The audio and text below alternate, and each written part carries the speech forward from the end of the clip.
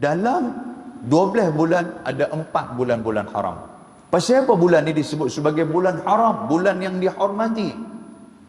Sebab dalam bulan ni tuan-tuan sekalian, diambil sempena daripada orang Arab jahiliah dulu. Allah Ta'ala meraihkan Arab jahiliah dulu. Dalam 4 bulan ni mereka tidak akan menumpahkan darah. Dalam 4 bulan ni mereka tidak akan buat benda-benda yang Tuhan tak suka. Benda-benda maksiat mereka akan tinggalkan. Mereka tidak akan bergaduh. Mereka tidak akan tidak akan bertelingkah sesama dengan mereka 4 bulan ni. Jadi bila 4 bulan ni masuk ke dalam agama Islam, Allah Ta'ala meraihkan apa yang telah dibuat oleh golongan zaman jahiliah dahulu. Ini 4 bulan ni.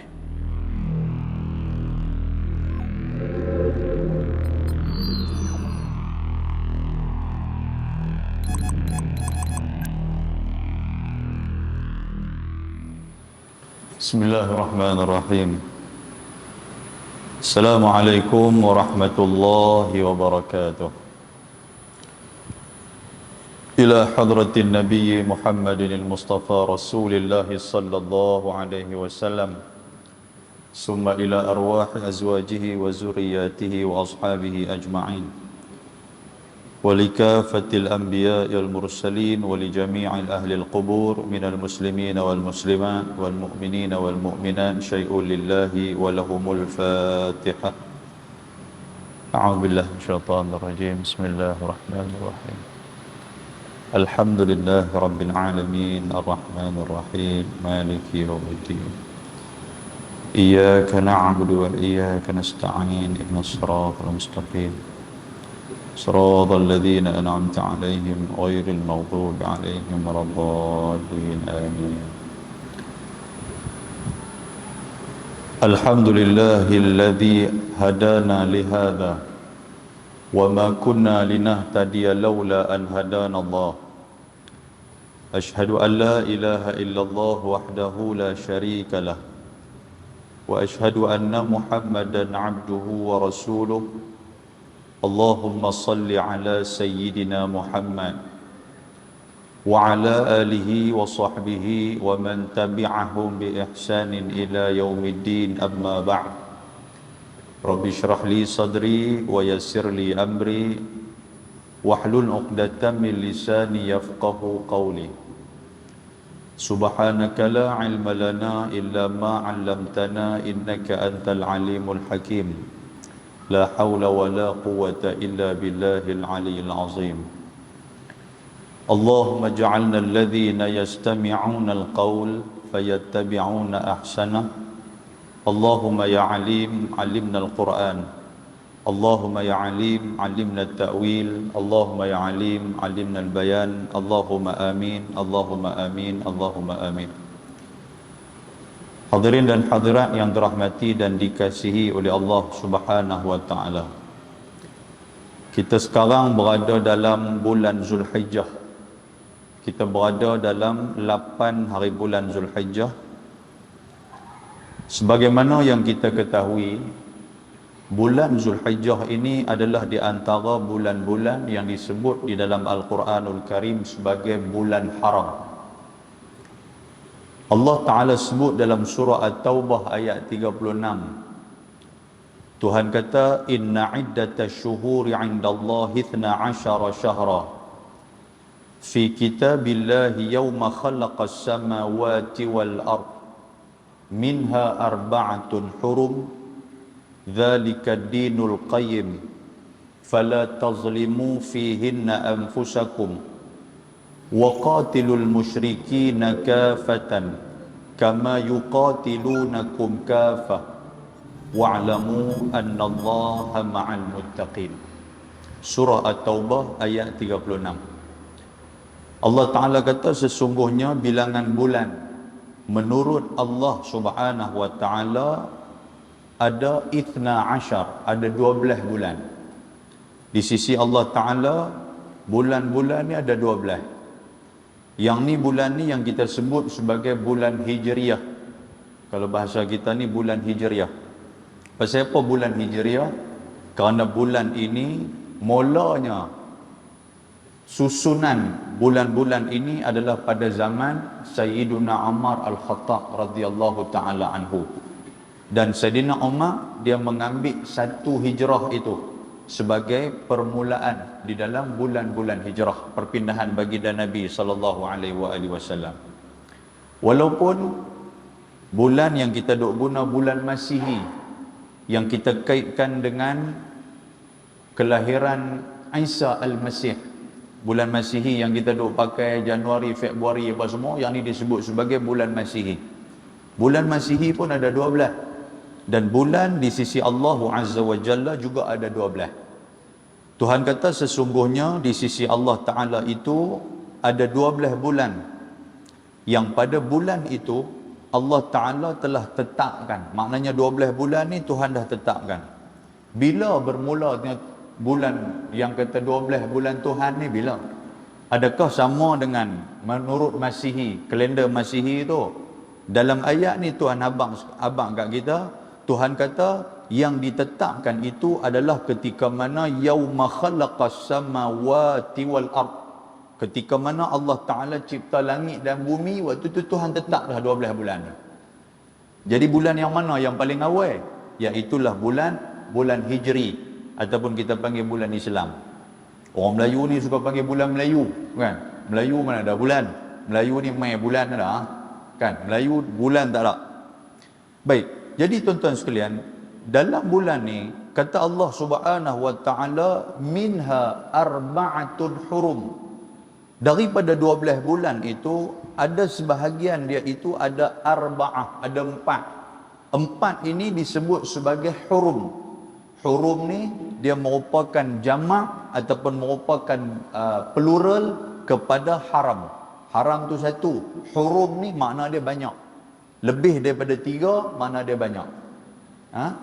Jadi bulan-bulan haram ni ada 4. Ada 4. Disebut macam mana yang tuan-tuan tahu. Bulan-bulan haram ni yang pertama bulan Rajab, bulan Muharram, bulan Zulqia'dah dan juga bulan Zulhijjah. Ada 4 bulan ni. Bulan Rajab, bulan Muharram, bulan Zulqa'dah, bulan Zulhijjah. 4 bulan ni. Dalam 4 bulan ni Allah Ta'ala dia declare sendiri kepada kita. Dia kata fala tazlimu fihinna anfusakum. Dalam bulan ni jangan kamu menzalimi diri kamu sendiri. Lagi saya cerita apa maksud menzalimi diri kamu sendiri. Dan Tuhan kata waqatilul musyrikina kafah kama yuqatilunakum kafah. Dan perangilah kaum musyrikin itu semuanya sebagaimana mereka memerangi kamu semuanya. Wa'lamu, dan ketahuilah kamu annallaha ma'al muttaqin. Sesungguhnya Allah Ta'ala dia beserta dengan orang-orang yang bertakwa kepada Allah. Muttaqin makna dia orang-orang yang bertakwa kepada Allah. Ayat ni dalam surah At-Taubah ayat 36 ni, yang pertama sekali Tuhan nak abang di sisi Allah Ta'ala ada 12 bulan. Di sisi Tuhan ada 12 bulan. Yang kedua, Tuhan nak cerita bahawasanya bulan yang 12 itu Tuhan dah cipta ketika mana Tuhan jadikan langit dan bumi. Permulaan bulan tu Tuhan buat 12 susun atok bagi kat kita tu adalah ketika mana mula-mula sekali Tuhan jadi langit dan bumi. Yang ketiga, dalam 12 bulan itu ada 4 bulan yang disebut sebagai bulan haram. Haram maksud dari sini tuan-tuan, maknanya yang dihormati, bulan yang mulia. Bulan haram. Bukan macam kita duk sebut haram, macam kita duk guna ni. Kita guna ni haram tak boleh buat apa, tu maksud dia. Tapi haram di sisi agama ni maksud apa? Benda yang dihormati. Macam kita sebut Masjidil Haram. Masjidil Haram tu bukanlah masjid tu haram dah. Haram kita faham lah. Masjidul Haram adalah masjid yang dihormati oleh Allah Subhanahu wa taala dan dihormati oleh seluruh manusia. Itu maksud dia Masjidul Haram. Kalau tuan-tuan biasa pergi Mekah, tuan-tuan biasa pergi buat haji, tuan-tuan biasa pergi buat umrah. Sampai di sana, tuan-tuan duduk di hotel mana-mana ke, kalau tuan-tuan turun jauh sikit daripada hotel, nanti teksi akan main. Teksi akan main, dia akan berhenti, dia akan gamit kita. Dia kata haram, haram. Haram tu bukan dia kata kat kita haram. Tapi tuan-tuan kata haram tu, dia ni kata aku haram. Bukan. Maksud dia apa? Dia nak kata, no, Masjidil Haram. Dia duk kata haram, kita kata, lah, kita dah. Kita duk buat macam no. Kita tak tahu bahasa Arab. Kita kata, no. Masjid, Mekah. Memanglah Mekah, dia kata haram tu, tempat tu lah. Saya duk bergaduh dengan mereka pula. Bukan maksud dia macam tu. Maksud dia apa? Haram tu adalah kompleks Masjidil Haram itu, dia panggil Al-Haram. Itu maksud dia. Jadi, dalam 12 bulan ada 4 bulan-bulan haram. Pasal apa bulan ni disebut sebagai bulan haram, bulan yang dihormati? Sebab dalam bulan ni tuan-tuan sekalian, diambil sempena daripada orang Arab jahiliah dulu.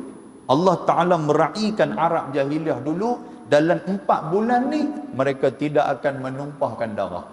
Dalam 4 bulan ni mereka tidak akan buat benda-benda yang Tuhan tak suka. Benda-benda maksiat mereka akan tinggalkan. Mereka tidak akan bergaduh. Mereka tidak akan tidak akan bertelingkah sesama dengan mereka 4 bulan ni.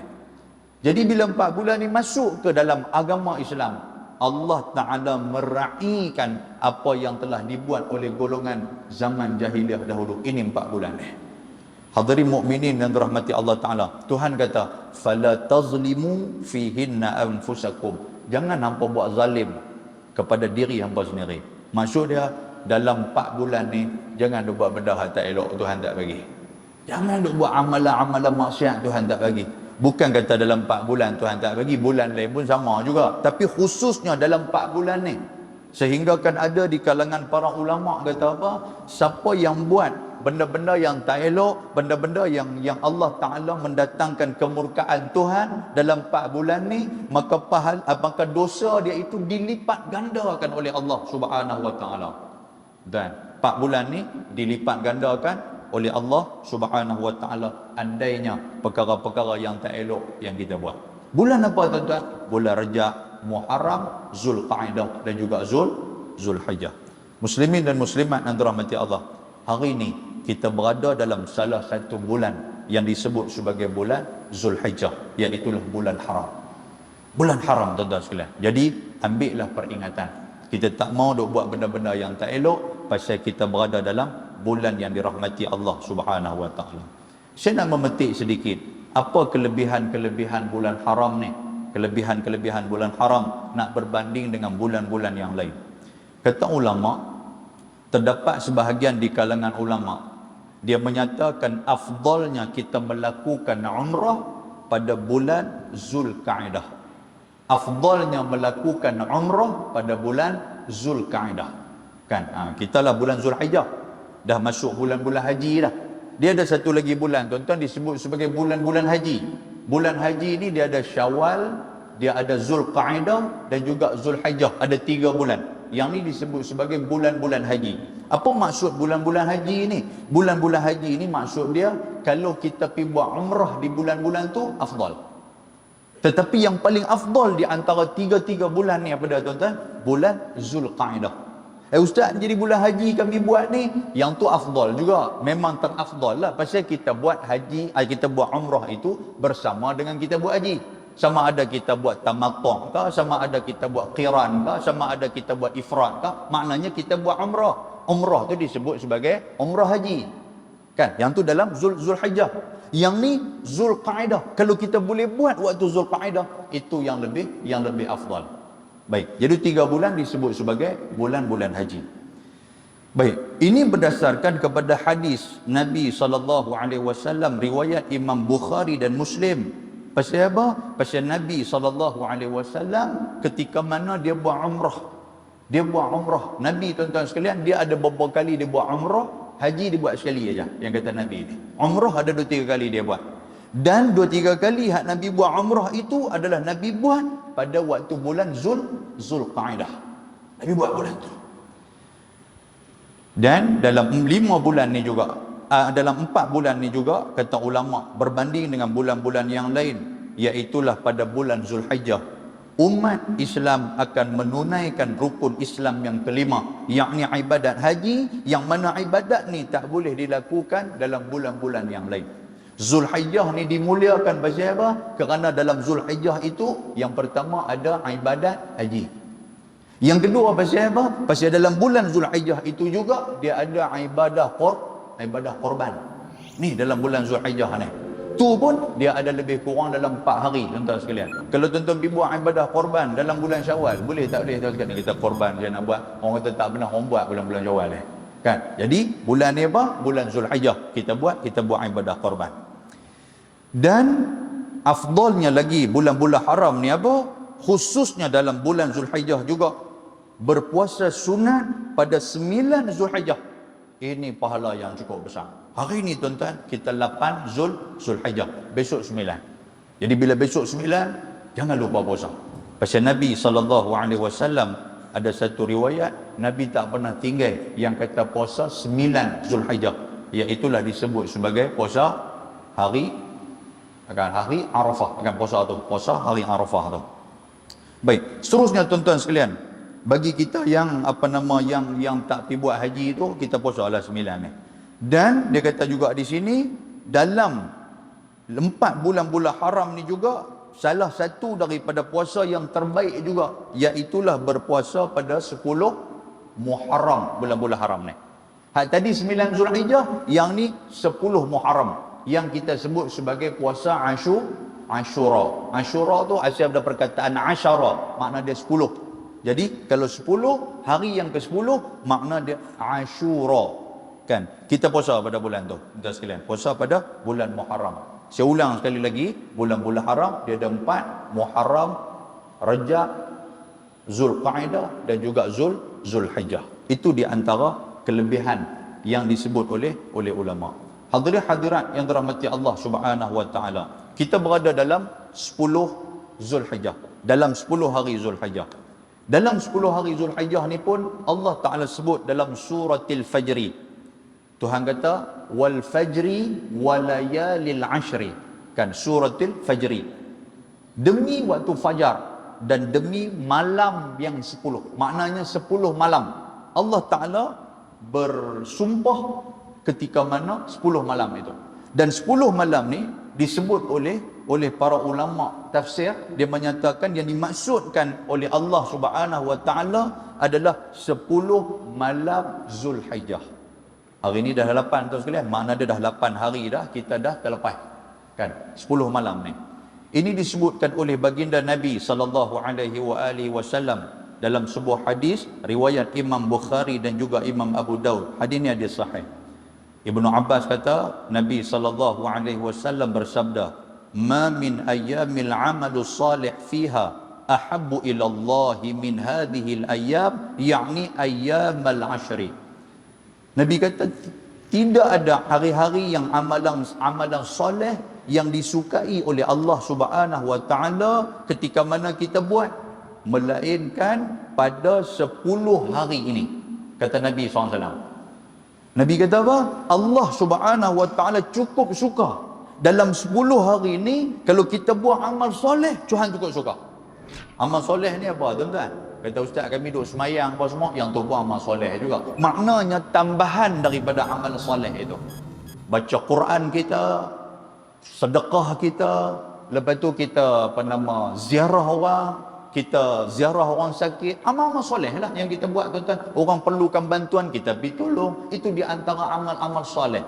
10 hari ni modok banyak buat benda-benda macam tu. Pasal apa? Pasal Nabi SAW dia sebut, Nabi kata 10 hari ni Tuhan cukup suka kalau kita buat amal yang soleh. Kemudian bila Nabi SAW kata macam tu, mungkin seorang sahabat, Nabi kata apa? Sahabat kata, ya Rasulullah, walal jihadu fi sabilillah. Adakah amalan yang Tuhan suka dalam 10 hari yang kita buat ni, pahala dia tu besar lagi daripada jihad fi sabilillah? Pasal apa tuan-tuan? Dalam Islam ni pahala paling besar jihad fi sabilillah. Jihad fi sabilillah ni maksud dia apa? Keluar pergi perang. Keluar pergi perang itu pahala yang cukup besar. Bila sahabat tanya Nabi SAW, Nabi kata walal jihadu fi sabilillah. Nabi kata kalau hang keluar jihad fi sabilillah pun tak boleh nak tandingi pahala ni. Tetapi Nabi kata melainkan illa rajul, melainkan satu orang yang keluar pergi hijrah binafsihi wa malih, dia keluar dengan diri dia, dia keluar dengan harta dia, falam yarji' min dzalika bi syai', dan dia keluar tu dia terus mati syahid. Dia tak balik mai dah ke rumah dengan harta dan juga diri dia, makna dia tak balik rumah dah pasal dia mati syahid, maka pahala itu lebih besar daripada 10 hari amal soleh yang kita buat. Boleh faham tak sekalian? Maknanya dia keluar tu, keluar pergi mati terus. Tu maksud dia macam tu. Sebut mati ni kasar lah. Keluar pergi syahid terus. Kan? Yang tu tak ada lah pahala yang paling besar.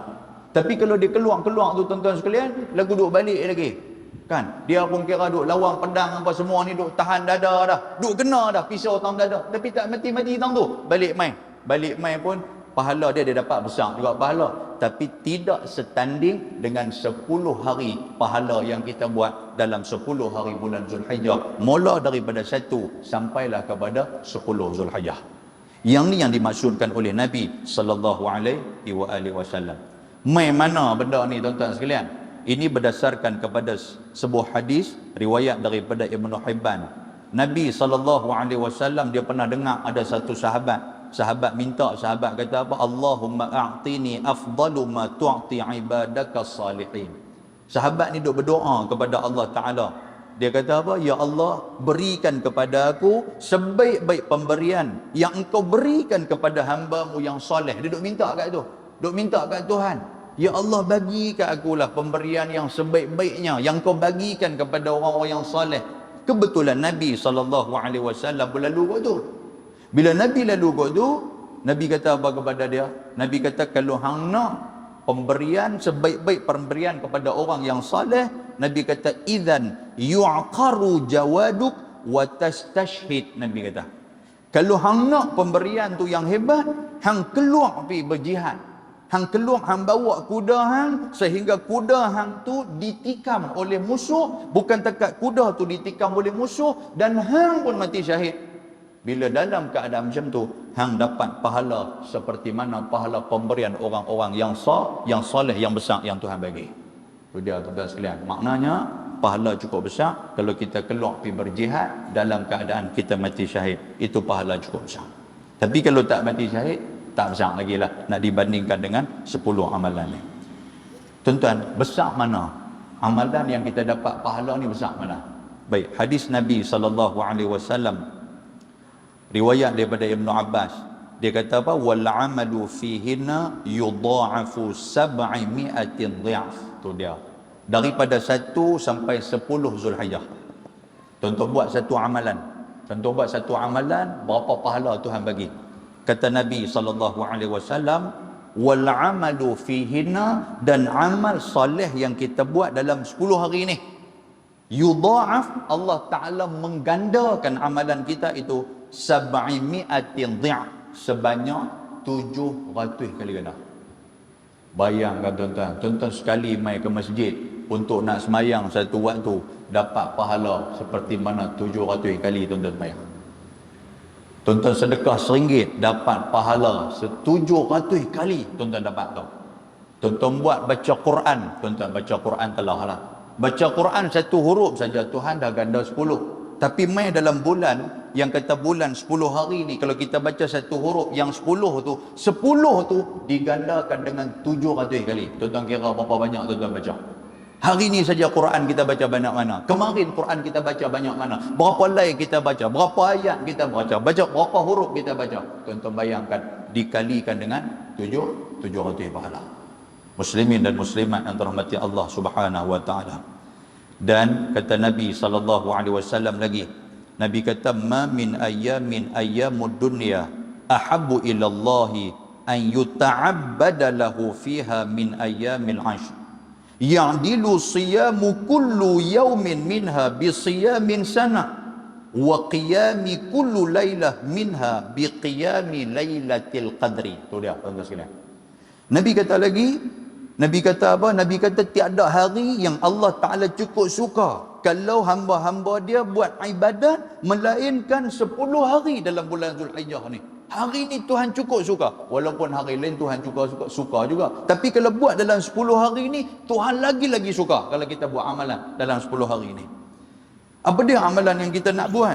Kata Nabi SAW, ya'dilu siyamu kulli yaumin minha bi siyami sana. Siapa yang buat 10 hari puasa, siapa yang buat 10 hari puasa dalam bulan Zulhijjah ni, awal bulan Zulhijjah ni, Nabi kata ya'dilu siyamu kulli yaumin minha bi siyami sana. Dia akan dapat pahala sebanyak setahun. Dan buatlah 10 hari kita buat, Tuhan ganda pahala setahun Tuhan bagi kat kita. Ambil peluang tuan-tuan sekalian, ambil peluang. Dan kata Nabi SAW, wa qiyami kullu lailatin minha bi qiyami lailatil qadri. Allahu akbar. Nabi kata setiap malam yang kita mangkit pada 10 hari ni, 10 hari ni kita buat 10 hari, bangun malam duk buat lailatul, orang kata duk buat apa nama, qiyamul lail. Pahala 10 yang kita dapat 10 malam tu, Nabi kata pahala dia lebih kurang biqiyami lailatul qadri, seperti mana kita bangkit lailatul qadar. Boleh faham tak sekalian? 10 hari kita buat setiap malam. Kita janganlah ambil sampai daripada pukul 4 tuan sekalian, bangkit 5.30 kan, sebab kita lah subuh lah pukul 6, 5.30 kita bangkit setengah jam buat amal ibadat cukup lah. Ni bangkit pukul 4 tuan sekalian, bangkit pukul 4, sehari 4.45 dia jadi melelong macam mana, telena subuh berhanyut kan, dia buat kemah sangat pukul 4 pukul 3.30 pun ada, bangkit dia buat cerah mata 3.30, dekat pukul 5.30 dia royuk ayam tu ya, dengan subuh apa pun tak buat. Jangan ambil setengah jam lebih kurang. Hak dia biasa bangkit, siapa yang tidur awal dia bangkit awal lah, bangkit pukul 5 mata duk cerah, hak tu pun lagi cantik. Maknanya tengah-tengah nak pergi ke subuh tu tak lena dah. Tapi tuan-tuan sekalian, kalau sunnah Nabi SAW, yang kata sunnah Nabi buat malam, Nabi buat tahajud pun Nabi bangkit malam. Tapi dekat-dekat dengan subuh, Nabi akan duduk dan rehatkan diri sah. Nabi pejam mata sah. Kalau tuan-tuan buka dalam kitab, dalam hadis, Nabi SAW dia letak tangan tu, dia letak atas badan, dia baring melentang ke arah kiblat tu sambil mata dia pejam. Tu Nabi, tuan-tuan sekalian. Yang tu khusus untuk Nabi aja. Nabi mata pejam, buat hati dia celik. Kita mata pejam dengan hati-hati buta gitu ya. Jadi royuk pergi subuh aku tu. Tuan-tuan serba aku tu. Kan pasal dok buat selalu dah, betul tak? Dok buat selalu dah, bangkit tidur apa semua ni, kata bini kata, dekat nak subuh ni, Ustaz kena pejam juga Ustaz. Ustaz kata sunnah. Sunnah tu pakai punah tu ya. Kan pakai royuk asam tu tuan sekalian. Jadi dia buat gitu lah. Biar Nabi seorang buat sudah lah. Kita tara-tara kita sudah. Baik tuan-tuan, bangkit tengah malam. Siapa yang boleh buat 2 rakaat setiap malam? Buat 2 rakaat setiap. Tuan-tuan, semayang malam ni mudah aja. Allah Ta'ala ajak kita dalam Quran daripada yang pertama sekali kita bangkit buat 2 rakaat. Maknanya ada ruka'an, ada sujada. Buat 2 rakaat. Kalau larat tu. Kalau larat lebih daripada tu, buatlah lebih lagi. Pasal Nabi SAW, hadis yang masyhur, Nabi ni tiap-tiap malam 11 rakaat tak pernah miss. Yang tu Nabi tiap malam. Tiap malam 11 rakaat. Tuan-tuan jangan kata Allah Nabi 11 saya boleh buat ke 30 Ustaz. 30 rakaat buat, tak ada masalah apa. Tetapi 11 rakaat Nabi SAW ni tuan-tuan sekalian, 1 rakaat Nabi baca hampir ratusan ayat Al-Quran. 1 rakaat. Kita tak baca qul wallah, qul a'udzu birabbil, yang tu tak ada masalah. 30 rakaat pun boleh pergi. Nabi dah. Nabi 1 rakaat saja tuan. Sahabat Nabi kata, kami ni ada yang sahabat Nabi terlena. Bila terlena ni kami mangkit-mangkit, tak habis lagi. Duk ingatkan rakaat yang lain. Dah, rakaat yang tu juga Nabi tambah. Pernah Nabi membacakan 1 malam tuan-tuan sekalian, untuk 1 rakaat dia suratul Baqarah 280 ayat lebih. Tuan-tuan nampak tak? Kita baca tu punggah tu ya. Pakai mati berdiri tu tuan sekalian. Tak apalah mati berdiri dalam sembahyang, okey. Ni jangan duk mati berdiri tengah duk tikam nombor ekor tu, kita tak mau. Baik, muslimin dan muslimat antara mati Allah. Tuan-tuan, lepas tu apa lagi nak kena buat tengah malam ni? Quran baca sikit. Kan? Dah kita bangkit tengah malam, Quran tu ambil baca sikit. Pasal Allah Ta'ala sebut dalam Al-Quran, ya ayyuhal muzammil qumil laili illa qalila. Tuhan kata kan, bangkit wahai orang-orang yang berselimut, bangun, ambil sikit aja, sikit daripada malam tu, dan jangan lupa untuk dibacakan Al-Quran. Warattilil Qur'ana tartila. Tuhan kata baca Quran sikit. Yang itulah amalan tuan-tuan sekalian. Di samping tuan-tuan nak berzikir apa semua ni, baca Quran sikit. Baik. Jadi siapa yang buat 10 malam, daripada 1 sampailah kepada malam yang ke-10. Malam yang ke-10. Siapa yang buat, tuan-tuan sekalian, pahala yang dia dapat sebanyak Lailatul Qadar.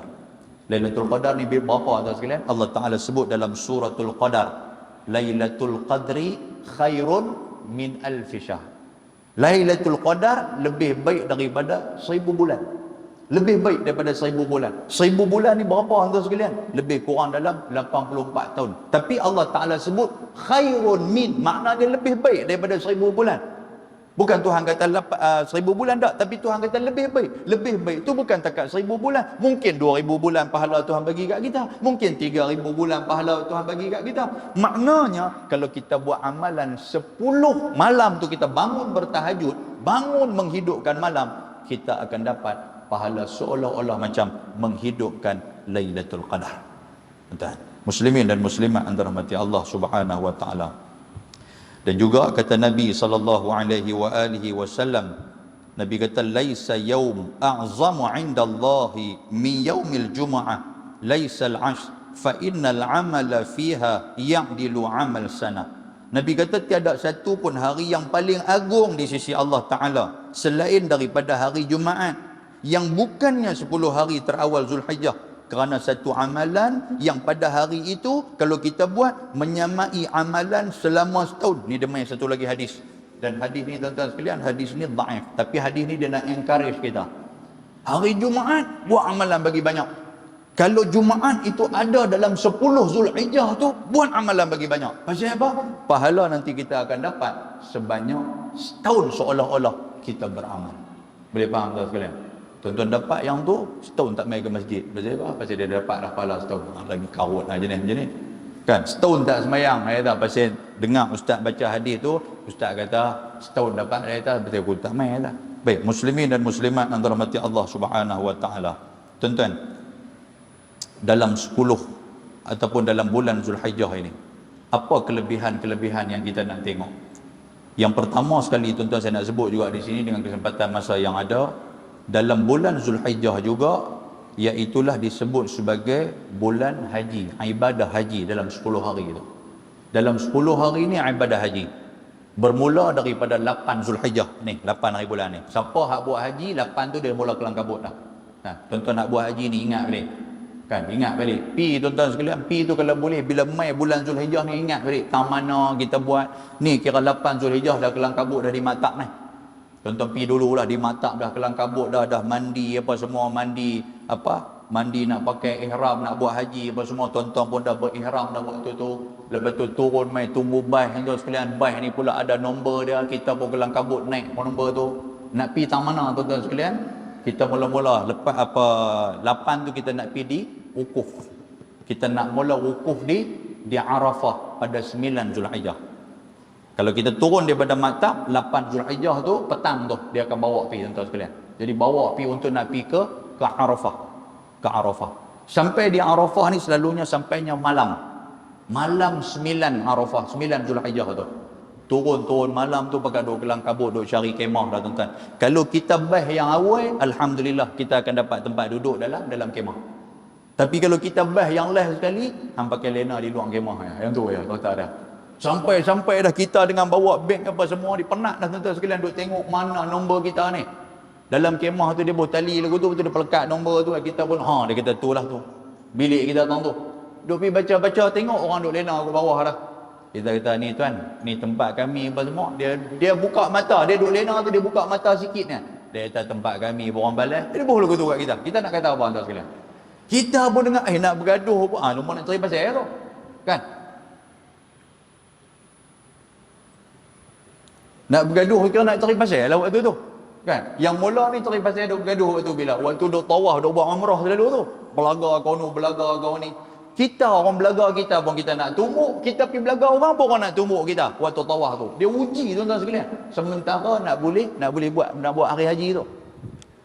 Bila dah duduk di kemah tu, tak dapat kemah tu, carilah pergi tang mana boleh kali. Saya dulu pakai kotak Maggi tu, pitak di luar kemah pakai lena orang tu. Kan, yang tu yang paling mudah. Dan untuk pengetahuan tuan-tuan yang tak biasa pergi haji lagi, Maggi adalah makanan yang paling sedap ketika itu. Yang tu ya. Walaupun di sini pakai duk marah anak cucu jangan duk makan Maggi. Tok Wan pun balasah lagu tu ya. Tak ada benda lain nak makan. Kan? Allahu Akbar. 9 Zulhijjah kita duduk di Arafah. Ketika mana tu tuan-tuan sekalian? Yang kata ibadah haji kita ni bila sampai waktu zuhur, tergelincirnya matahari. Waktu tu tuan-tuan sekalian, kita dah mula berdoa banyak kepada Allah dah. Bila berdoa tuan-tuan sekalian, daripada tergelincirnya matahari itu sampai bila? Sampai terbenamnya matahari 9 Zulhijjah. Itu mustajabnya doa. Kan macam mana depa tadi ni, depa habang daripada mula pukul 5 sampai pukul berapa tu tadi ni, mustajabnya doa. Kan depa habang kat kita, jadi kita pun pakai doa waktu tu. Tak kisahlah kita pun tuan-tuan sekalian, boleh, tak ada masalah apa. Doa ni dia ada dua. Satu disebut sebagai doa zikir. Zikir ni makna dia yang kita duk baca la ilaha illallah wahdahu la syarikalah, tu satu. Yang kedua, doa ni disebut sebagai doa masalah. Doa masalah ni apa? Doa minta. Dalam bahasa Arab dia kata masalah. Masalah ni asal perkataan sa'ala. Sa'ala ni minta kepada Allah. Kan? Jadi kita minta kepada Allah waktu tu, selain daripada kita duk sebut la ilaha illallah wahdahu la syarikalah lahul mulku wa lahul hamdu wa huwa ala kulli syai'in qadir. Banyak kita baca yang tu. Pasal apa kita baca yang tu? Pasal Nabi baca tu. Tak ada doa yang lain hak Nabi ajak kita. Yang tu ya paling banyak. Jadi banyak baca tu. Selang-selang tu angkat tangan berdoa kepada Allah, ya Allah ampunilah dosa aku. Selang-selang tu, ya Allah ampuni dosa mak ayah aku. Selang-selang daripada la ilaha illallah, ya Allah ampunilah keluarga aku, ya Allah. Apa kita nak minta waktu tu? Pasal doa ketika mana Arafah di situ adalah doa mustajab oleh Allah Subhanahu wa taala. Boleh tuan sekalian, kita duk baca saja, nak selit sikit. Kita duk baca la ilaha illallah wahdahu la syarikalah. Nabi SAW ajak kat kita tuan-tuan sekalian, bagi tuan-tuan lah, sematut saya sekali kita dengar, kita ambil. Dalam sebuah hadis Nabi kata apa? Bacalah la ilaha illallah wahdahu la syarikalah ni sampai habis ketika mana lepas sembahyang subuh dan lepas sembahyang maghrib sebanyak 10 kali. Hatu imam selalu duk baca tu. Lepas dia astaghfirullah, dia nanti akan baca sampai 10 kali. Kita pun duduk kat belakang ni kata berapa kali langsung untuk imam ni kan. Ada tu imam yang lajak sampai 15 tuan sekalian, ada ayat dekat 10 ayat. Sebelum kaedah dia apa tuan-tuan sekalian, Nabi habaq kat kita. Nabi kata jangan kita bangun lagi sebelum kita baca benda ni. Lepas astaghfirullah, bacalah la ilaha illallah. Nabi kata dalam keadaan sanin rijlaihi, dalam keadaan nombor 2, kita duduk macam mana duduk dalam sembahyang. Duduklah sembahyang. Tuan-tuan jangan duk gagah duk lipat kaki lagi. Duduk macam mana duduk dalam sembahyang. Duduk dalam sembahyang ada dua je. Duduk tasyahud akhir dan juga duduk tasyahud awal. Macam itulah duduk. Ni duk gagah nak bersila dah tuan sekalian. Kita tak dapatlah kaifiat sunnah yang diajarkan oleh Nabi SAW ni. Nabi kata lam yatakallam, jangan hang bercakap dengan orang lagi waktu tu lepas daripada hang sembahyang. Lepas tu hang duduk macam mana duduk dalam sembahyang. Nabi ajak macam tu. Bacalah la ilaha illallah wahdahu la syarikalah 10 marat, sebanyak 10 kali Nabi ajak kita. Dan kita waktu lepas maghrib ni Allah pakat. Tak apalah tuan-tuan ada hajat apa semua, benda ni sunat saja. Tapi kalau tuan-tuan nak dapat fadilat sunnah tu, buat macam tu. Lepas sembahyang subuh, duduk macam mana dalam sembahyang. Jangan bercakap dengan orang apa semua lagi. Kita baca sampai 10 kali. Lepas sembahyang maghrib sama juga. Jangan bercakap dengan orang, baca tuan sekalian. Ni duk kira nak bercakap tak habis-habis. Habis-habis sembahyang duk angkat kepala dah. Duk tanya dah korban macam mana. Tak usah duk kira korban lagi lah. Selesai hak ni dulu. Syagi lepas daripada sembahyang Isyak, hang sembang sampai pagi esok. Masalah lepas sembahyang Isyak duk kalau nak balik rumah. Yang di masjid ni lah nak menyembang apa semua ni. Sabar dulu. Ibadat dulu bagi selesai dulu. Tuan, yang tu la ilaha illallah kita baca tu. Nabi habaq kat kita 10 darajat. Allah Taala angkat 10 darjat. Dan Allah Ta'ala kata akan digugurkan 10 dosa-dosa. Sayyiat, 10 sayyiat. Digugurkan 10 dosa-dosa. Dan Tuhan kata apa? Pada hari itu kalau kita baca pada subuh, hari itu syaitan tidak ada tempat untuk nak mengganggu kita. Pagi itu kalau kita baca waktu subuh, syaitan nak main kacau kita. Tidak ada tempat. Pasal apa? Kalimah ni lah yang menjadi pendinding dengan diizinkan oleh Allah Subhanahu Wa Ta'ala. Sama juga pada waktu malam. Waktu malam pun lepas kita baca lepas maghrib sampai ke pagi esok, kata Nabi SAW, syaitan tidak ada ruang untuk nak ganggu kita. Muslimin dan muslimat yang dirahmati Allah, sajalah saya selit bila yang kata kalimah la ilaha illallah tu. Baik tuan-tuan sekalian, ibadat haji macam kita duk buat tu lah, 9 Zulhijjah habis daripada maghrib, lepas tu kita akan kelang kabut bertolak ke Muzdalifah. Kan kita akan mabit di Muzdalifah, kita akan duduk sana Ustaz. Waktu tu nak kutip-kutip batu apa semua sebelum kita nak pergi ke Mina untuk kita nak buat jamrah. Ibadat ni tuan-tuan sekalian, yang kata ibadat haji ni betul-betul dia dalam 5 hari tu ya. 8, 9, 10, 11, 12, 13, 5 hari tu aja tuan-tuan sekalian. Lepas tu campur dengan apa nama umrah haji. Selesai lah, yang tu aja. Yang kita mengaji sampai berapa puluh siri duduk mengaji tu. Pi sana duduk kelang kabut juga. Ataupun kelang kabut juga yang kita pi sana ni. Tu pun kursus tak sangka-sangka kita pi. Tang mana kata masjid At-Taubah ada kursus mai dengar. Masjid Ligan kursus. Pi sana duduk keliru dia. Tuan sekalian, tak apalah keliru macam mana. Pi sedih sehari baru kita nampak. Pi sana baru kita nampak macam mana keadaan dia. Baik, muslimin dan muslimat antara mati. Saya tak mau teruskan ibadat haji tu, nanti tuan-tuan yang habis pi dia nampaklah. Tak habis pi insya-Allah dia pun akan nampak kalau dia pi nanti. Baik. Yang kedua juga tuan-tuan sekalian, dalam 10 Zulhijjah ni, kelebihan 10 Zulhijjah iaitulah pada 9 hari bulan itu adalah hari Arafah. Itulah kelebihan dia. Dalam 10 Zulhijjah ni, 9 hari bulan adalah hari Arafah.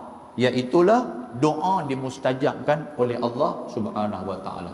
Ada orang yang tanya tuan-tuan sekalian. Jadi saya pun jawab macam mana guru kita jawablah berdasarkan kepada hadis Nabi. Orang kata, Ustaz, kalaulah 9 Zulhijjah tu di Mekah dah 9 dah. Kita masih lagi 8. Contoh dia kata macam tu. Jadi waktu depa hak mustajab tu ketika mana asar tadi, itu depa. Kita tuan-tuan sekalian bila? Kalau 9 Zulhijjah kita ni bila? Esok. Bila esok ni kita nak buat macam mana Ustaz? Kita nak ikut depa ke kita nak ambil hak kita? Oh, dia tanya kita tu. Jadi tuan-tuan sekalian, saya pun cek balik, rupanya ada ada daripada kalangan ulama dia dah selesaikan benda ni. Dia kata apa? Dia kata kita nak ambil dua-dua pun tak apa, jangan tinggal dua-dua sudah. Dia kata begitu. Maknanya kalau kita nak berdoa hak macam mana hari yang hak di sana pun tak ada masalah, kita nak berdoa esok pun tak ada masalah. Lebih baik dia kata berdoa dua-dua tu dia kata. Kan? Tadi pukul 5 tadi ni pun sampai kepada pukul 8 apa semua ni, waktu ni kita berdoa tuan-tuan sekalian, berdoa bagi banyak-banyak kepada Allah. Besok pun macam tu juga. Lepas Zuhur tuan-tuan berdoa sampai waktu maghrib. Apa masalah dia? Boleh faham? Yang ni lagi selesai. Dia keluar terus daripada khilaf. Kau ni kata tak boleh, kau ni kata boleh. Lalah kali tak boleh, tak buat dua-dua. Yang tu masalah. Kan? Jadi kita ambil benda tu. Baik, muslimin dan muslimat yang dirahmati Allah. Yang ketiga, dalam 10 hari yang terakhir ini juga, hari terawal dalam bulan Zulhijjah juga, kelebihan dia apa tuan-tuan sekalian? Ibadah haji ada di dalamnya. Ibadah kurban ada di dalamnya. Ibadah kurban bermula daripada bila tuan-tuan sekalian? Mula daripada 10 Zulhijjah sampai kepada 13 Zulhijjah. Maknanya 4 hari kita akan buat ibadah kurban. Betul. Jadi itu juga merupakan benda yang baik. Kurban ni apa? Korban ni maksud dia satu ibadat yang mendekatkan diri kita kepada Allah. Itu maksud korban. Asal ada perkataan qaruba, iaitulah hampir diri itu. Asal ada perkataan qurbah. Qurbah ni apa? Mendekatkan diri kepada Allah. Tuan-tuan yang masuk korban apa semua ni? Kan? Satu benda yang boleh kita pesan untuk kita ambil maklum sesama kita. Allah Ta'ala sebut dalam Al-Quran, "Lan yanalallaha luhumuha wala dima'uha walakin yanaluhu taqwa." Tuhan kata, aku tak tengok pun daging-daging yang hangpa korban tu. Tuhan kata, aku tak tengok pun darah-darah yang hangpa korban tu. Tetapi yang aku tengok ni macam mana hangpa bertakwa kepada Allah dengan korban hangpa tu. Ramai orang hari ni masuk korban. Bangga tuan-tuan sekalian. Kami ni tiap-tiap tahun memang macam ni ya Ustaz. Kira tiap-tiap tahun keluarga kami ni mau tak mau 2 ekor. Oh, kemas tu. Masjid tak pernah duk main pun. Nampak tak sekalian? Masjid tak pernah duk main. Semayang haram kada. Maknanya korban hak dia buat tu nak mendekatkan diri kepada siapa? Sebab itulah ulama kata apa? Dia kata, kalau orang yang berkorban nak tahu korban dia tu Tuhan terima ataupun tidak, bukan daripada segi sah ataupun tidak. Sah tu kita kira lain tuan sekalian. Sah tu kalau daripada fiqh, dia ikut dengan dengan niat dia, dia ikut dengan apa yang dia keluarkan. Daripada fiqh tu mungkin sah. Tetapi daripada pahala Tuhan terima tak terima, tang mana kita nak nilai dia, tang mana kita nak tengok dia. Kalau dia berkorban tetapi dengan korban dia tu tidak mendekatkan diri dia kepada Allah, maknanya pahala dia tu harus dinilai di sisi Allah Subhanahu wa taala. Boleh faham tuan sekalian? Ramai orang duk korban ni, duk bangga korban sana sini, korban sana sini. Semayang dah pun. Duk bangga korban sana sini, tuan-tuan sekalian. Duk buat jahat lagi, duk bertambah. Maknanya hang buat korban apa? Hang duk mendekatkan diri dengan Tuhan macam mana? Hanya dapat pahala hanya dapat kebanggaan tu ya. Pahala tidak ada di sisi Allah Subhanahu wa taala. Boleh faham tuan sekalian? Yang tu yang dimaksudkan. Jadi tuan-tuan nilai sendirilah siapa yang nak masuk korban apa semua. Habis itu ustaz, macam mana kami nak tarik balik ke korban? Ikut tuan-tuan jangan bagi masjid penin sudah. Kan ikutlah nak tarik balik ke nak apa tuan sekalian. Betul. Ramai orang duk bagi korban lembu lah apa bagai tu sekalian. Sama macam saya pernah buat contoh kepada tuan-tuan duk bina masjid lah. Kemeh bina masjid ni dia bagi 2 juta, masjid ni bagi 3 juta. Dia tak pernah pergi masjid pun. Kira duk buat masjidnya. Apa gunanya buat macam tu? Lebih baik hang mengimarahkan sama-sama. Yang tu yang baru betul. Pasal Nabi SAW sendiri pun tuan-tuan sekalian, ketika mana Nabi nak buat masjid, nak buat masjid, waktu tu masjid Quba Nabi nak buat di Madinah. Allah Ta'ala tegur terus Nabi SAW. Kalau Nabi pun Tuhan tegur, takkan tuan-tuan Tuhan tak boleh kena tegur. Nabi pun Tuhan kata apa? Tuhan kata Muhammad, la masjidun ussisa 'ala taqwa min awwali yaumin ahaqqu an taquma fihi. Muhammad, ingat, masjid yang kamu buat mesti berasaskan kepada takwa. Pasal apa? Pasal kamu berhak untuk nak menghidupkan masjid tu. Makna dia apa? Hang buat masjid, hang kena hidupkan masjid dia. Tu maksud macam tu.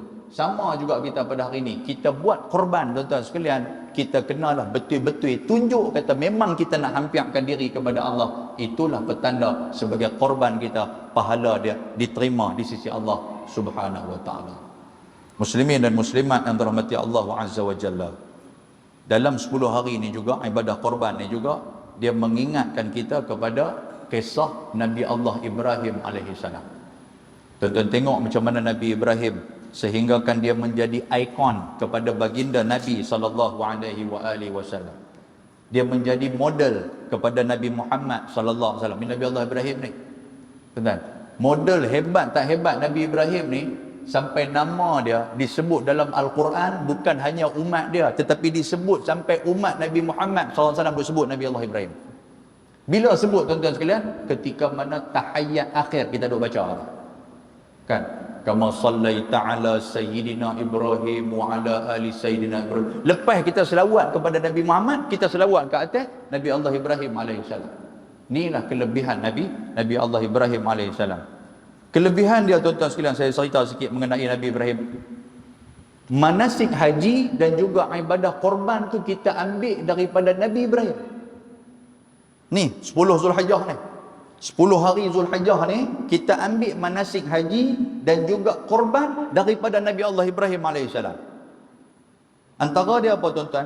Ini disebutkan oleh hadis Nabi SAW. Ketika mana ada seorang mai tanya baginda Nabi, ya Rasulullah, ma hadhil adahi? Pasal apa kita nak kena korban? Tuan-tuan duk korban, tuan-tuan pernah tanya tak diri pasal apa kita kena korban? Kalau cucu tanya, tuan masuk korban duk sudah lembu pasal apa? Dia cakap banyak marah cucu dia. Kan? Jawab tak pun. Cucu tanya, tuan masuk korban ni apa pasal? Macam tu juga orang pergi tanya Nabi SAW. Ya Rasulullah, pasal apalah masuk korban ni pasal apa? Apa jawab Nabi SAW?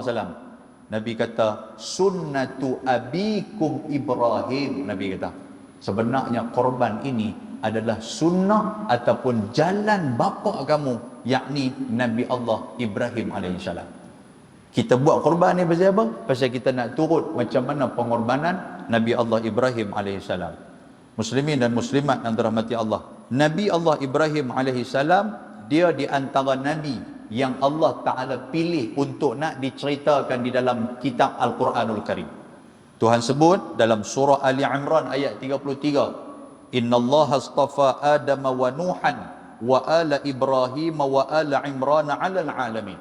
Allah Subhanahu wa taala pilih Mustafa ni, Allah Taala pilih. Mustafa ni makna ada pilihan Allah. Siapa nama Mustafa? Dia adalah pilihan Allah Taala.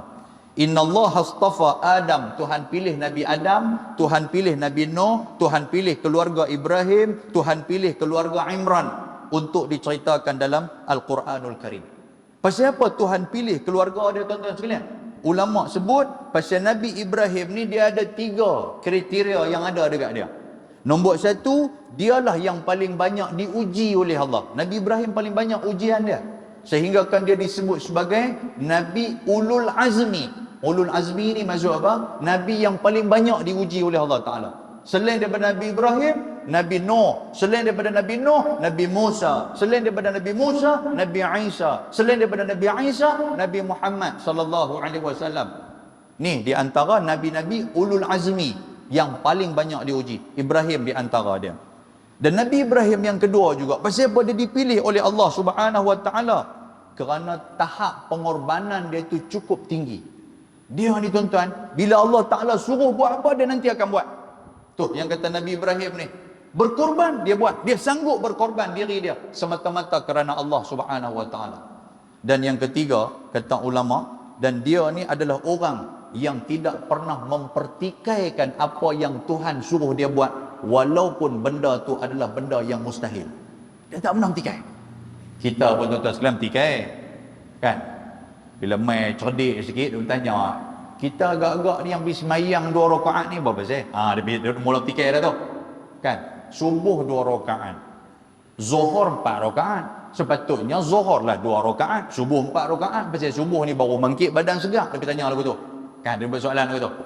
Dia kata waktu lohok ni 2 rakaat. Dah waktu lohok ni waktu mengantuk. Dia kata yang pergi buat 4 rakaat. Buat apa dia kata?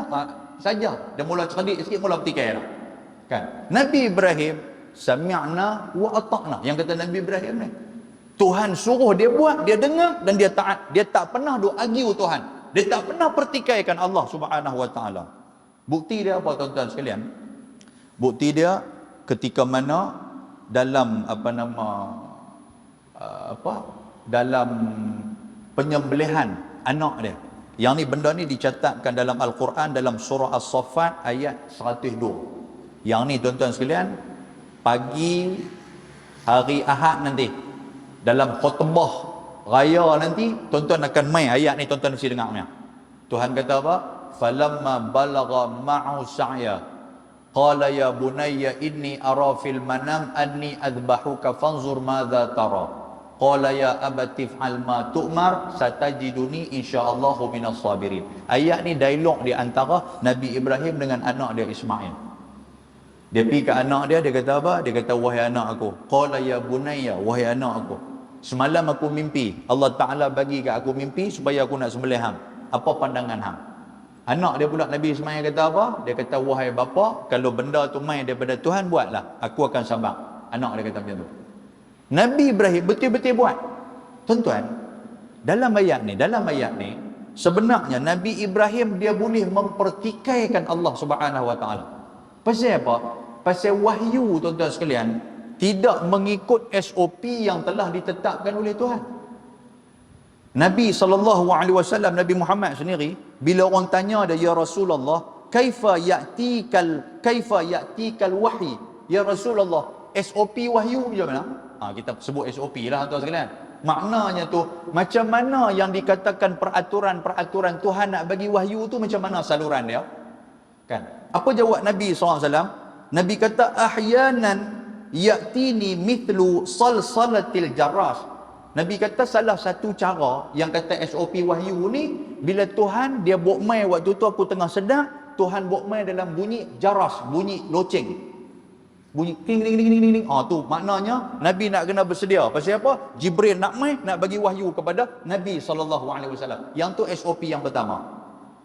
Lepas tu yang kedua pula Nabi Muhammad kata apa? Nabi Muhammad kata, kadang-kadang ahyanan yatamathalu li al-malaku rajulan.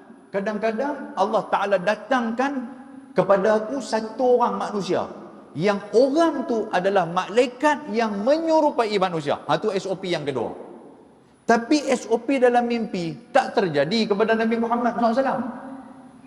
Maknanya apa tuan-tuan sekalian? Yang jadi kepada Nabi Allah Ibrahim AS, yang ni di luar daripada SOP. Boleh faham? Di luar daripada peraturan. Nabi Ibrahim, boleh tak boleh dia petikai Tuhan? Dia kata, Tuhan, wahyu hak mai kat saya ni sembelih tu, dia kata, bukannya kepit buku, kan? Bukannya buang rambut, Bukannya gunting misai, tuan sekalian. Ni nak kena sembelih anak ni. Dah lah sembelih anak satu benda. Mai pula tak ikut SOP pula arahan ni. Nampak tuan sekalian? Tidakkah dia telah melanggar SOP wahyu? Boleh tak boleh Nabi Ibrahim argue? Boleh, tapi Nabi Ibrahim tak buat. Nabi Ibrahim tak lawan Tuhan dan juga dia tak pernah petikai Tuhan. Bila kata wahyu tu mai daripada Allah melalui mimpi, luar daripada SOP yang dibenarkan, maka Nabi Ibrahim tetap buat tuan-tuan sekalian, kerana benda ni mai daripada Tuhan. Tu dia yang kata Tuhan. Kita pun tuan-tuan sekalian, contoh kita pula, kalau orang panggil kita mesyuarat, kurang-kurang kena bagi surat kan, surat satu, lepas tu email. Kalau mesyuarat pakai ke WhatsApp ni tuan-tuan sekalian, tobat dia tak pergi dan kita pun tak ada masalah. Kalau kita tak pergi pun tak apa. Bila orang tanya siapa hang tak main mesyuarat, kata aku tak tahu pun. Oh, dalam WhatsApp bubuh.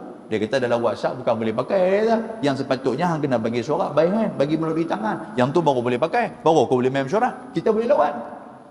Nampak? Kalau dalam bab ni pun kita boleh lawan, apatah lagi dalam bab wahyu ni. Jadi satu, maknanya Nabi Ibrahim dia buat. Yang ni yang kata dia tak pernah langsung mempertikaikan Allah Subhanahu Wa Taala. Yang kedua tuan-tuan sekalian, yang kata patuh Nabi Ibrahim ni daripada bab haji. Bab haji tuan-tuan boleh rujuk dalam suratul Hajj ayat 27. Allah Ta'ala suruh Nabi Ibrahim pada zaman Nabi Ibrahim tu. Bila dah waktu tu dah ada Nabi Ibrahim dah buat Kaabah apa semua dengan anak dia Ismail. Tuhan suruh, wahai Ibrahim, wa azzin bin nasi bil haji. Wahai Ibrahim, hang panggil semua orang supaya mai haji. Hang panggil semua orang supaya mai ke Mekah ni untuk nak buat ibadat haji. Tuan-tuan nampak tak? Kita pun kalau pergi habaq kat Tok Imam kena panggil satu orang Pinang Tunggai ni suruh mai masjid. Tok Imam kata aku nak panggil macam mana? Tu pandai-pandai Tok Imam nak panggil macam mana pun. Kan? Boleh kata Imam naik atas mimbar, oi semua orang mai lah. Agak-agak tuan-tuan, hak di luar dengar lah. Tobat tak dengar mai. Tapi yang kata Nabi Ibrahim ni, dia boleh petikai Tuhan. Dia boleh habaq kat Tuhan.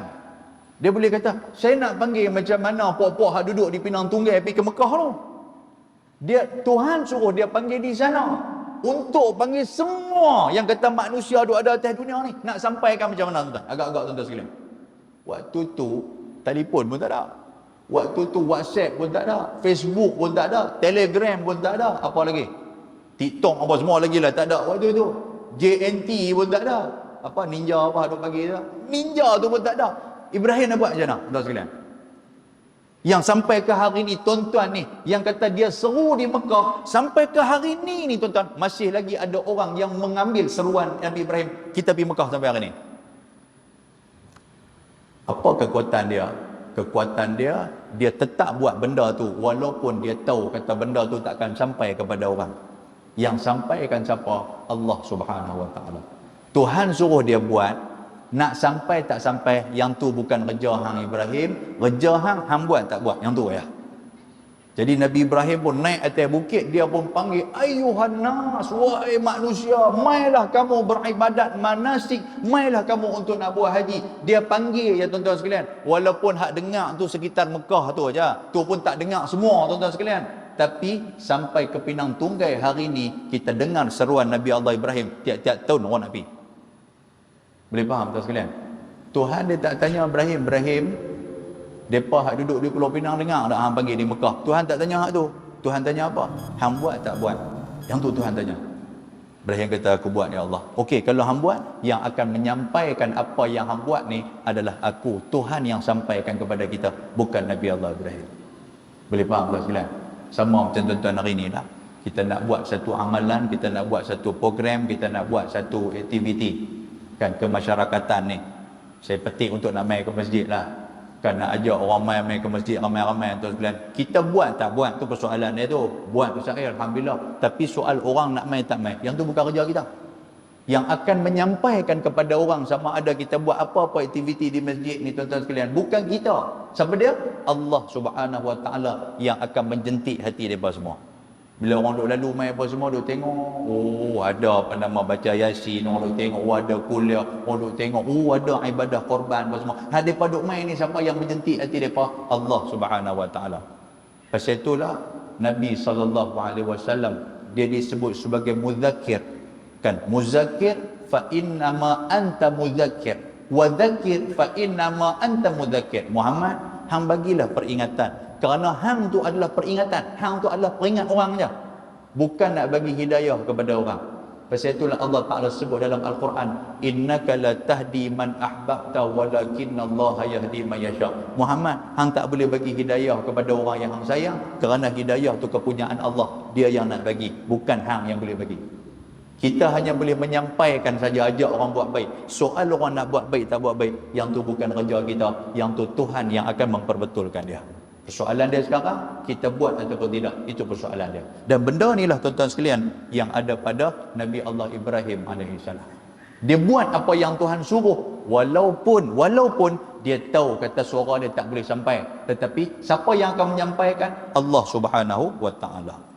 Satu lagi tuan-tuan sekalian sebelum saya nak berhenti ini, dia juga ketika mana Tuhan suruh memisahkan di antara Hajar dengan Siti Sarah. Yang ni pun satu benda yang payah untuk kita nak buat. Tuan-tuan, Siti Sarah ni adalah isteri Nabi Allah Ibrahim AS. Siti Sarah. Ketika mana dia berjalan ke Mesir, jumpa dengan Fir'aun. Fir'aun ni gelaran kepada raja-raja Mesir. Raja Mesir Fir'aun ni, dia pun bukan boleh tengok bini orang. Yang kata Fir'aun ni, dia kalau tengok bini orang, nanti dia kebal. Orang dah pesan dah kepada Ibrahim, kalau hang jumpa raja tu, hang jangan habaq kata Sarah ni bini hang, hang kena habaq kata dia ni adik hang. Yang kata raja dulu ni, kan, Raja Fir'aun lah. Bila dia tanya Nabi Ibrahim, siapa dia ni? Ibrahim kata, hadhihi ukhti, dia ni adalah adik aku.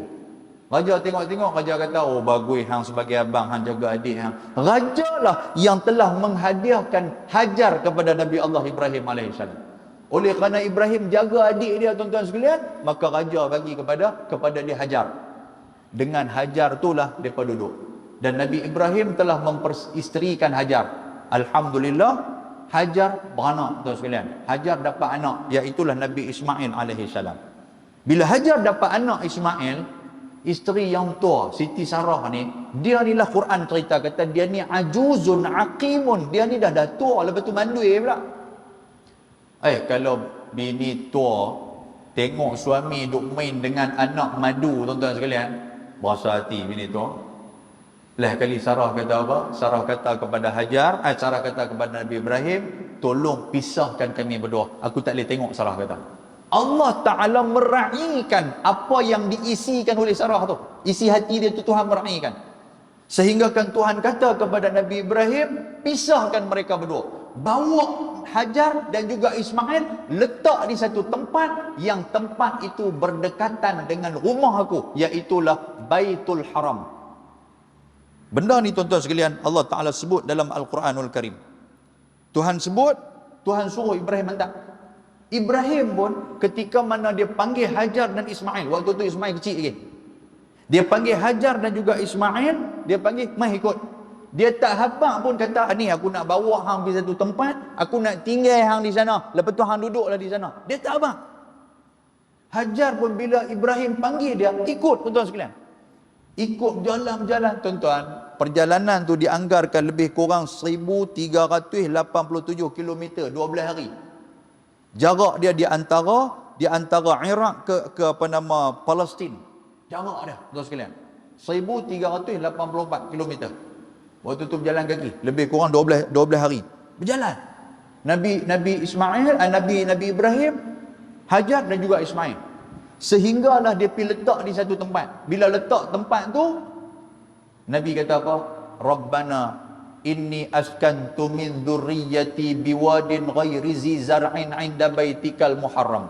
Wahai Tuhan, aku dah letak dah keluarga aku di rumah kamu, di tempat kamu yang tanah dia tanah kering kontang, yang tidak ada tumbuh-tumbuhan, dan dia dekat dengan Baitikal Muharram, dekat dengan rumah kamu, iaitulah Al-Haram, tempat Mekah yang duk ada ni.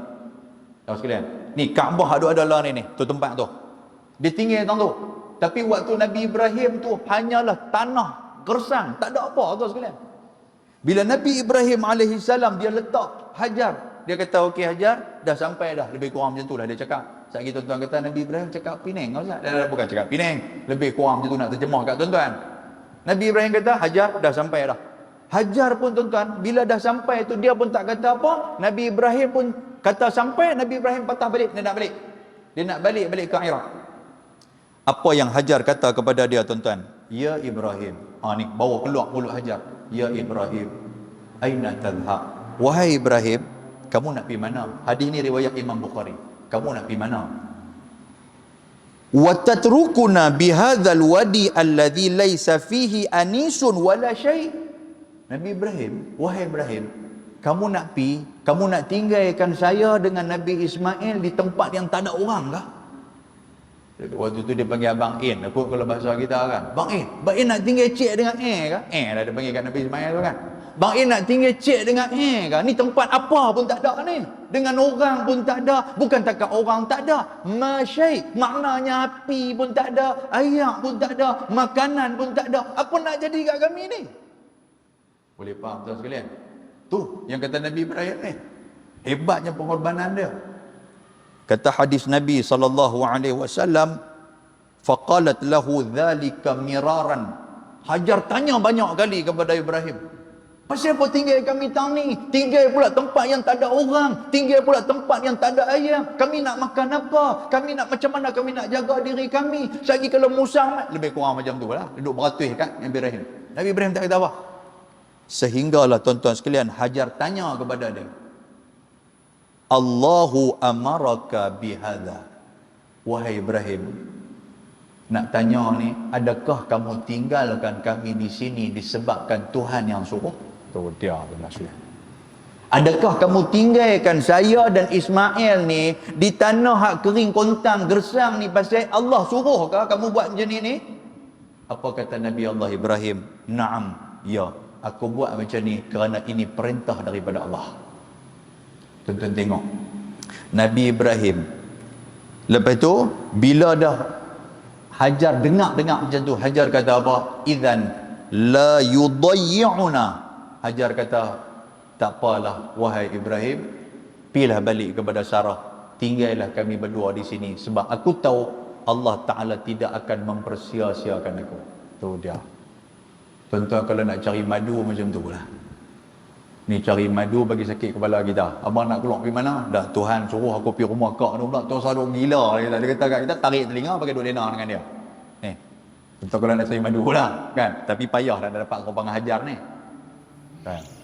Allah Ta'ala, tuan-tuan, dalam cerita ni Nabi Ibrahim dia boleh tak tanya Tuhan, Tuhan, pasal apalah suruh saya pergi hantar Hajar dengan anak saya Ismail hak kecil tu, pergi hantar pergi dekat tanah kesang sampai tak ada apa tu.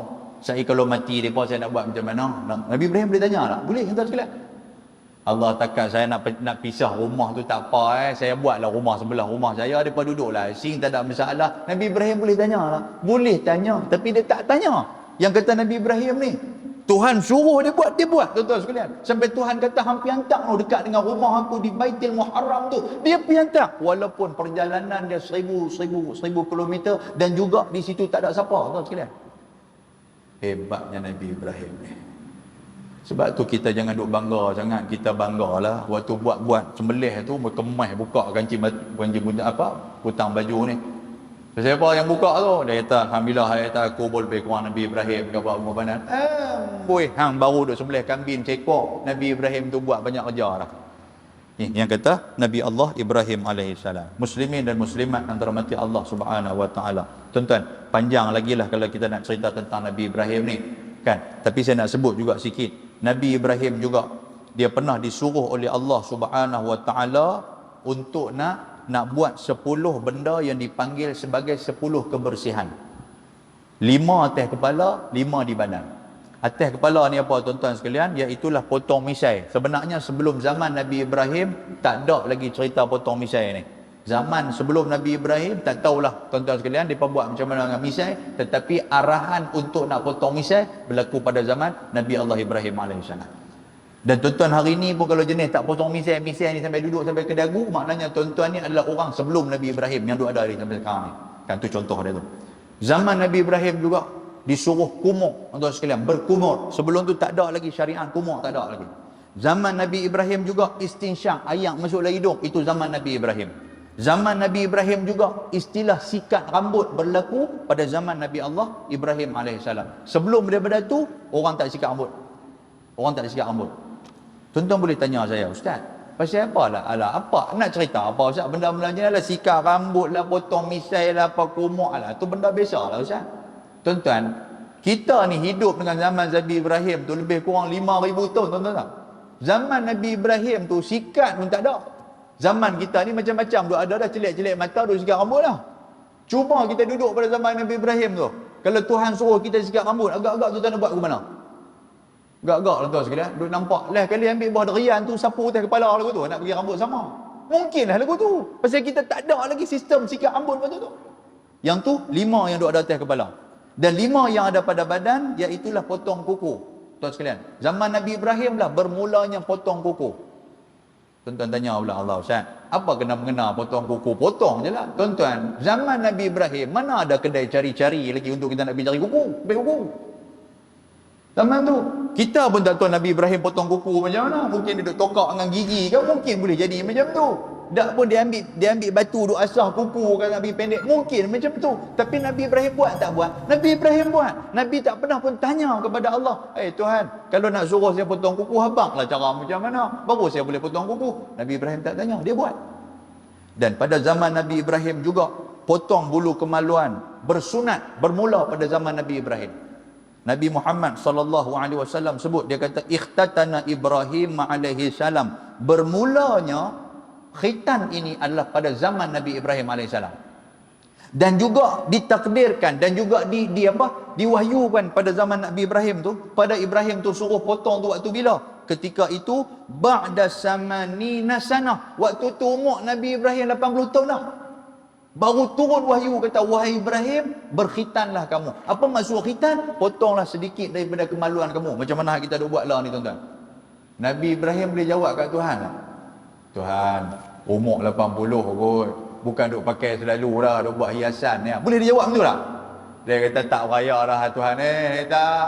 Dia boleh tak jawab? Dia boleh jawab. Tapi dia jawab tak? Dia tak jawab, tuan-tuan sekalian. Dia tetap melakukan yang kata khitan tu. Sehingga kan baginda Nabi SAW dalam sebuah hadis, Nabi kata apa?